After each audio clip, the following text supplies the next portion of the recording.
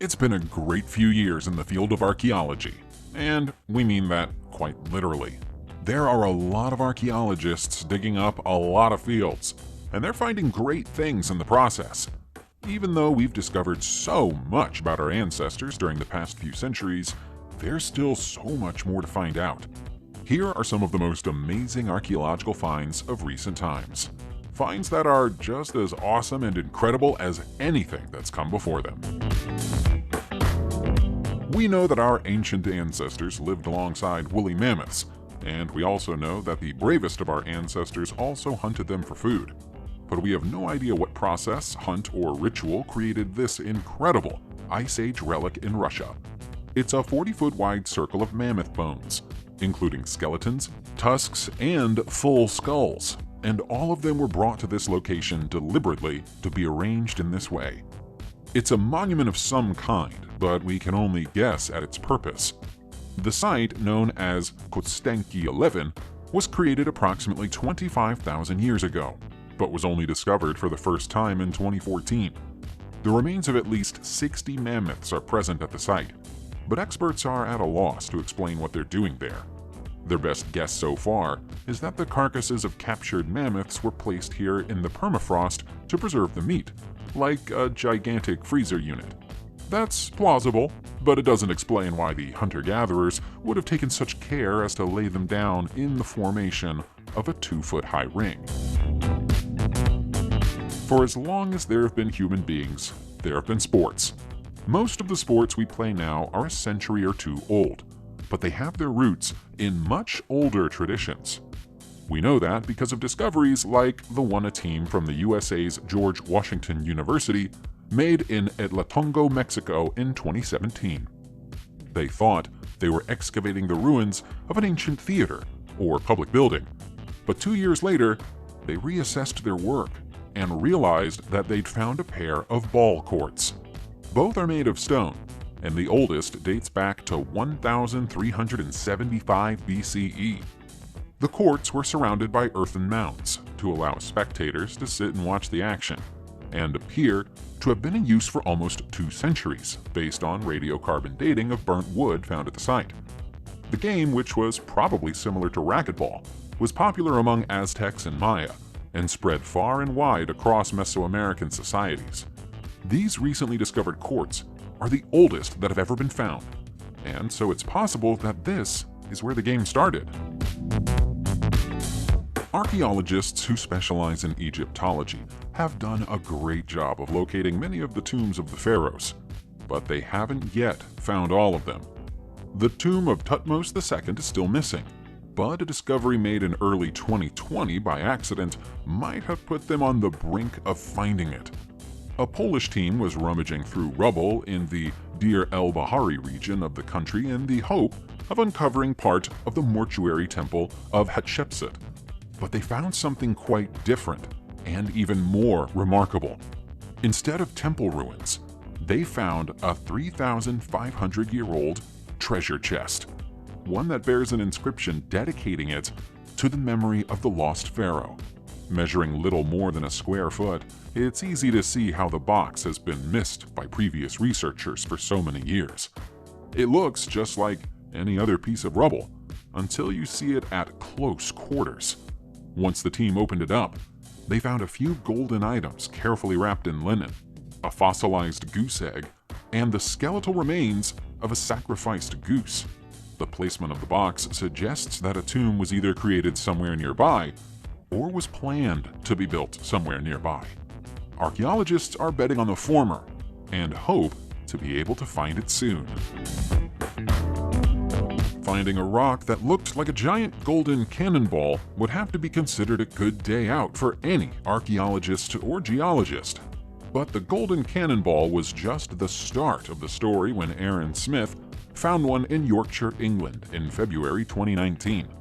The amateur fossil collector found the rock on Sandsend Beach, and after noting that it was coated in iron pyrite, he took it home to polish it. Only then did he realize that he could open it up, finding that it contained the spiral-shaped fossil of a Jurassic-era Cleviceras, a long-extinct cephalopod that existed in the Jurassic era, some 185 million years ago. The creatures, which are the ancestors of modern cephalopods like octopi and squid, very rarely turn up inside fossils because they lacked hard shells, and therefore don't lend themselves well to the fossilization process. The soft limestone that makes up the core of this rock provided the perfect material for this palm-sized example to fossilize inside though, and it's one of the best preserved examples ever found anywhere in the world.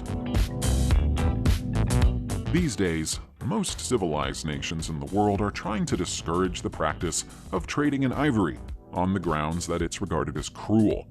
Old habits die hard though, and trading in ivory is one of humanity's oldest habits. We know that because of discoveries like this enormous ancient ivory factory, which was discovered in Pakistan in early 2020. A team of experts working on the excavation of Bandpur, a 2,100-year-old port city, have come across shards of ivory that indicate the presence of workshops covering a vast area approximately 1,200 years ago. Over 100 pounds of ivory has been excavated so far, but archaeologists are keen to point out that this is just what the artisans and factory workers dumped as leftover material. The bulk of the ivory that found its way to the workshops here would have been sold elsewhere. No other major ivory workshops have ever been found on the Indian subcontinent, and so it's likely that this was a significant center of industry in the ancient world. The city appears to have been abandoned somewhere around the 12th century, but nobody yet knows why. As countries all over the world grow more concerned about rising sea levels, they're investing heavily in new sea defenses to protect their coastal towns and cities from the risk of flooding. You might think that this is a contemporary issue, but it isn't. It's been going on for at least 7,000 years. In 2019, archaeologists discovered the oldest known seawall, stretching for 300 feet across the northern shores of Israel. It was probably erected to defend a Stone Age settlement, although it ultimately failed. The wall is now in the sea, and the settlement is long gone. The existence of the wall had been hidden for thousands of years by silt and sand, but heavy storms between 2012 and 2015 shifted the sands and exposed what was left of the rocks, allowing experts to come in and study it, finally reporting on their findings several years later. The enormous boulders that make up the wall weigh over a ton each, and some of them are 3 feet wide, so they would have been difficult to acquire and to move into place. It's a shame that all of their efforts eventually proved to be futile.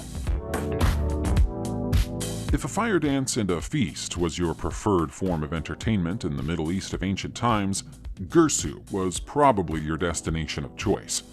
In February 2020, archaeologists confirmed that they'd found a 5,000-year-old cultic area within the Iraqi city, one that was dedicated to the Mesopotamian warrior deity Ningirsu. In and around this place, there would be barbecues, dances, feasts, and animal sacrifices. It might all sound a little visceral to our modern ears, but back then, it would have been considered quite a party. The findings at the site include hundreds of ceramic cups and jars, spouted vessels, and a lot of animal bones bearing the telltale marks of butchery and sacrifice. Right at the heart of the site is an 8-foot-deep pit known as a favbisa, into which the unfortunate animals would have been deposited post-slaughter. While most of the findings are easy to explain, experts are a little more puzzled about a bronze figurine that's been fashioned in the shape of a duck, with shells for eyes. It's possibly dedicated to Nanshi, the ancient goddess of birds, but it seems quite out of place at this location. Given the fact that we've known about dinosaurs for a very long time now, and we've been looking for their bones and fossils all over the world, you'd have thought that we'd found all but the very smallest of their species by this point. That isn't the case. In fact, the opposite is true. The largest species of dinosaur ever discovered was only found for the first time in 2014 in Argentina. The thigh bones of the titanosaur belong to a previously unknown species, and if we extrapolate data and projections based on the size of the thigh bones, we can estimate that it was at least 130 feet long and more than 60 feet high. It would have weighed just under 80 tons, making it 14 times heavier than the average African elephant. The finding, which comes from the late Cretaceous period, was made by a farmer working in the deserts to the west of Trilu in Patagonia. If the measurements are accurate, this would be the single largest animal ever to walk the face of the earth. It would have been large and powerful, and yet it probably wouldn't have eaten you. Experts think it was almost certainly an herbivore. One of the biggest problems that scientists and archaeologists face when trying to date ancient rock art is that rock is very hard to date. Even using the most sophisticated methods available, it's hard to get a reading more accurate than a window of a few thousand years, which isn't ideal. Now, a new method has been used to date ancient Aboriginal rock paintings in Australia. Because of that, we know that these etchings of humans with flowing ceremonial outfits, spears, and boomerangs are approximately 12,000 years old.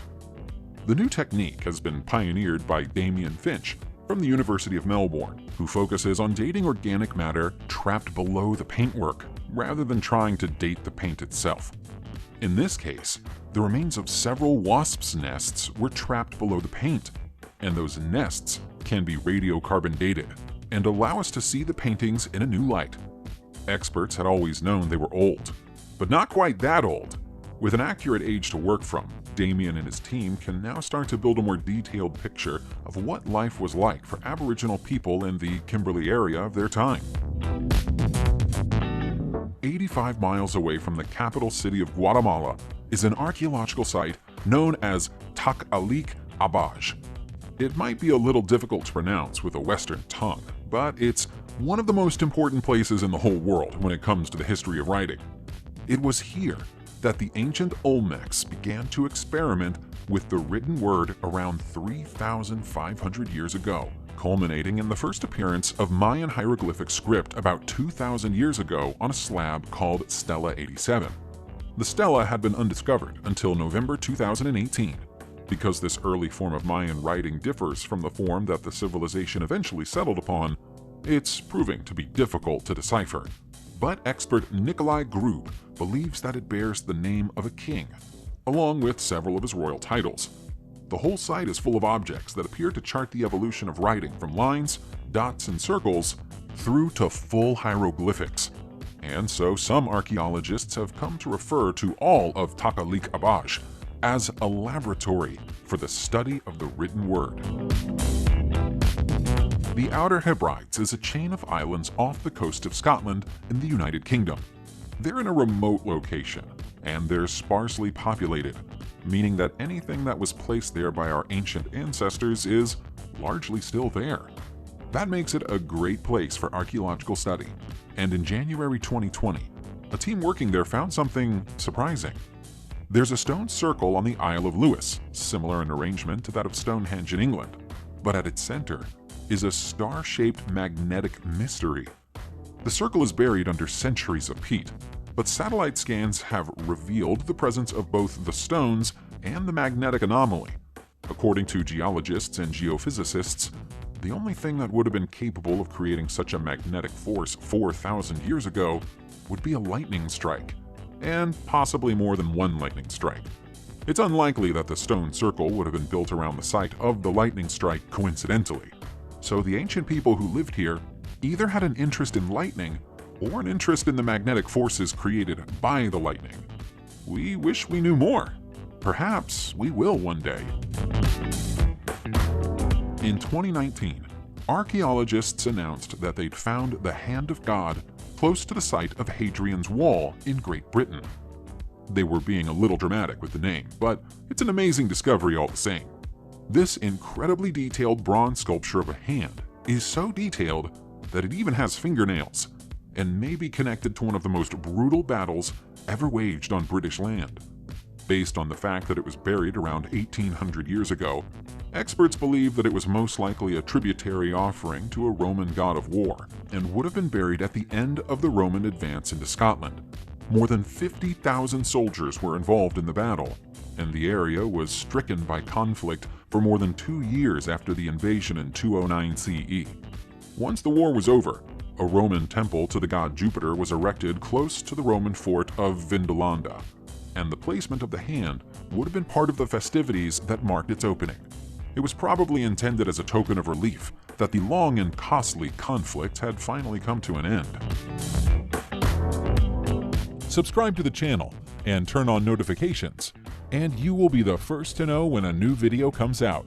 Thank you for watching, and see you soon.